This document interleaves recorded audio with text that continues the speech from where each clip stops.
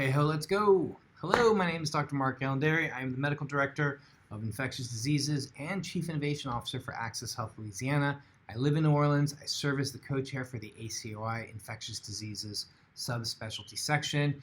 You've been seeing me do these updates now for a long time, months, half a year, close to a year. And in conjunction with the leadership of the ACOI, I hope these messages are helping you keep up with the latest on COVID-19. I know that many of you are in the thick of the fight, and I'd like to thank each of you on behalf of all of us who focus daily on infectious diseases for a living, and certainly on behalf of the ACOI. Moving together with the ACOI, we will continue to share information as it becomes available, as well as some of the hopeful progress we are seeing, especially the stories that we have today.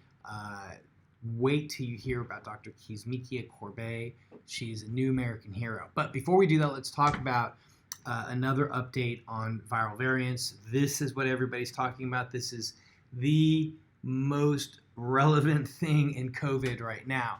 So for the past few weeks, we've talked about the new COVID-19 variants that have been identified around the world. And I wanted to follow up on some of the updated information coming out recently from the CDC. Now, as of late, the variant, which we refer to as B117, has still only been detected in about 12 states. But keep in mind that testing for it is not routine, so given that fact, it's likely that the variant is more widespread than we know. So it's not surprising that it's expected to spread rapidly, and unless the vaccine distribution pace picks up more dramatically, it will become the dominant species. Now, recent modeling work done by the CDC reports and sustains that conclusion.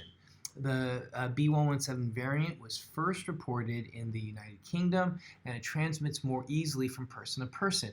The reason that it's more transmissible is that spike protein that's on the surface of the virus, right, that gets into the ACE2 receptor, it's actually rotated 20 degrees, right? It's a 20-degree rotation. The B117 mutation rotates that spike protein by 20 degrees, and in doing so, it fits better into that ACE2 receptor, and it makes it 50% more contagious. Also, it's thought that people infected possibly develop higher levels of virus in their respiratory tracts, and that's especially true with those that have the E484K mutation as well. But as we reported in previous weeks, the good news is that there is no evidence to date that will trigger a more severe disease reaction. That's super important. The problem is that we are already at capacity, as many of you know, in hospitals throughout the country, and adding to that caseload could result in much lower care quality as providers struggle to keep up. So, for example, in LA, it is said that ambulances are circling the hospitals for hours, unable to find ERs that can take the patients. Some hospitals are even reporting that they're running out of oxygen. And again, in Los Angeles, where I was born and raised, 1 in 3 people are said to have had COVID-19 since the start of the pandemic. Now, on the bright side, it's likely that the vaccine will work in the case of this new variant, so that is why I urge all of us physicians in contact with our patients to preach the word, to take the vaccine. It's so important for us to let them know that. We need to be true disciples of the message, and what I've seen is that the more we can let people know how the vaccine works, the more likely people will be agreeable to get vaccinated. So the bottom line, now more than ever, it's important to stop the spread. The CDC is recommending to wear a mask, stay at least 6 feet apart, avoid crowds, and get vaccinated when it's available to you. Stop the spread. All right. The vaccine star, the new American hero. Let me talk to you about Dr. Kizzmekia Corbett. Developing a vaccine for COVID-19 takes a village, but there is a superstar that I think you may have heard of by now, and it's important for us to acknowledge. Her name is Dr. Kizzmekia Corbett, who was an immunology rock star at a very young age, and was 29 years old when she got her first job, a postdoc PhD at the NIH. working with Dr. Fauci in her own lab. Now, she's the lead scientist for the coronavirus vaccine research, and that's part of the team that worked directly with Moderna.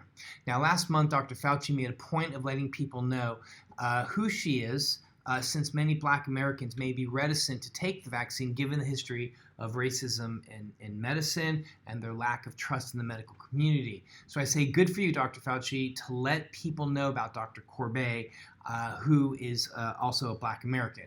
So bringing her role to light, I hope will increase trust from the Black community. So who is this superstar Dr. Corbett? Well, just to say, right now, she's 34 years old. I hear she likes to go by her nickname of Kizzy, but for purposes of this report, I will continue to use her formal name and her title.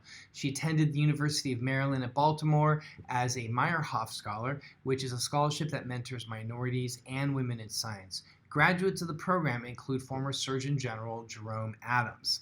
Now, Dr. Corbett is outspoken about the problems of systemic racism and its role in the pandemic, which is why she's doing what she can to let people know that her, as a Black woman, played a leading role in developing the vaccine.